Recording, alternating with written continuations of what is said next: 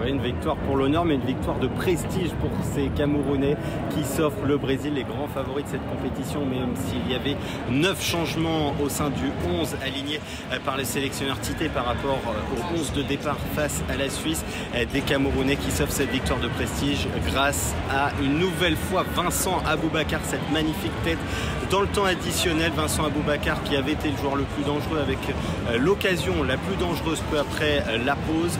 Aboubakar qui décidément a donc porté son équipe durant cette compétition. L'ancien Lorientais qui, on le rappelle, était entré en jeu face à la Serbie. La Serbie menait 3-1.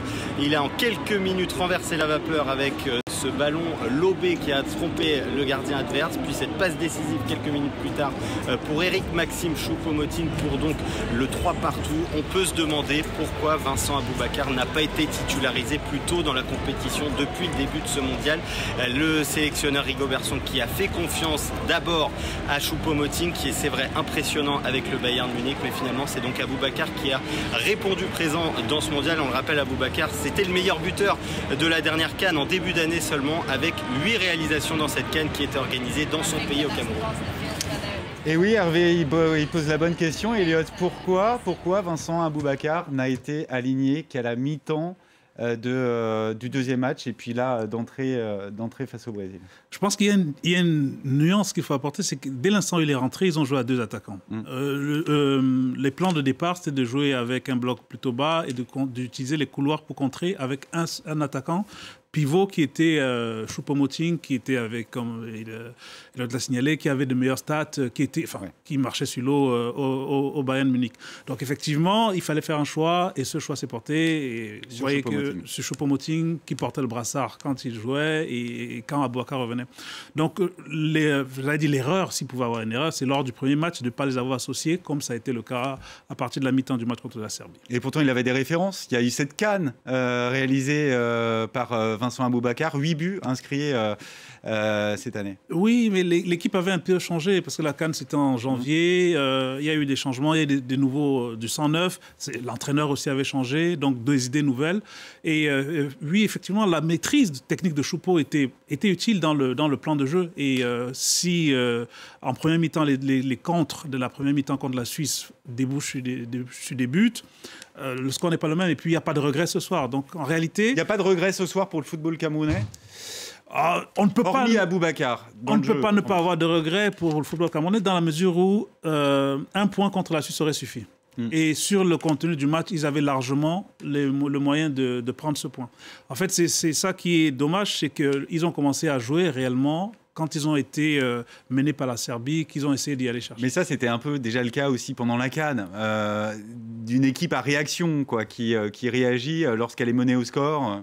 Oui, sauf que cette fois-ci, il y a eu quand même plus de variété dans le jeu. Il y a eu plus de variété dans le jeu. La CAN, c'était brouillon, c'était une équipe qui avait du mal à faire le jeu.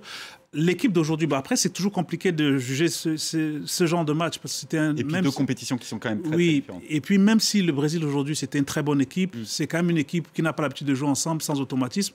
Mais c'est vrai que l'équipe alignée aujourd'hui avait plutôt fière allure. Je peux faire une petite parenthèse sur Aboubakar, puisqu'on en parlait. Le carton rouge qu'il reçoit quand même, même si évidemment ça devient anecdotique par rapport à la suite, puisque le Cameroun est déjà éliminé. Mais quand même, il enlève son maillot, il prend un 2e jaune, donc il connaît pertinemment cette règle. Même si on peut la déplorer, cette règle, on peut trouver que c'est trop de mettre un carton jaune à un joueur qui célèbre un but.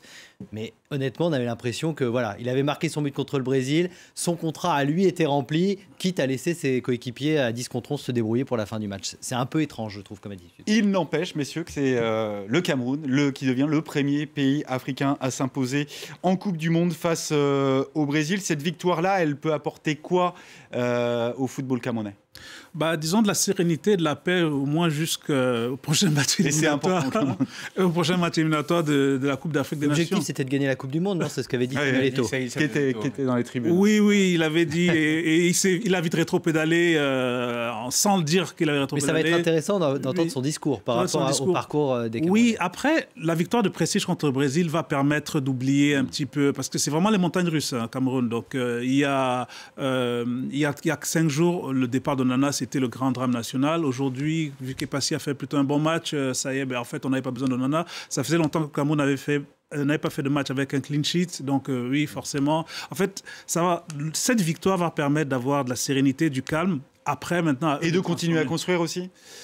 Ben, j'espère, parce que toute la question est là, parce que on peut voir effectivement que ça fait 4 points, que c'est le meilleur résultat du Cameroun depuis 1990, mais on peut aussi voir, comme le président Samuel Eto'o avait annoncé qu'il allait pour la victoire finale, que le Cameroun n'est pas sorti des poules. Donc au Cameroun, on ne sait jamais. Juste pour rebondir, je ne dirais pas que de la sérénité et du calme, peut-être juste pour un temps, parce que c'est un peu... Là, Eto'o est conforté dans son choix avec Rigobert Song, mais dès la première défaite, c'est sûr qu'il va avoir encore des Quand je dis sérénité, c'est vraiment jusqu'au prochain match éliminatoire. C'est pas 2 ans, c'est jusqu'au prochain match éliminatoire. Ça.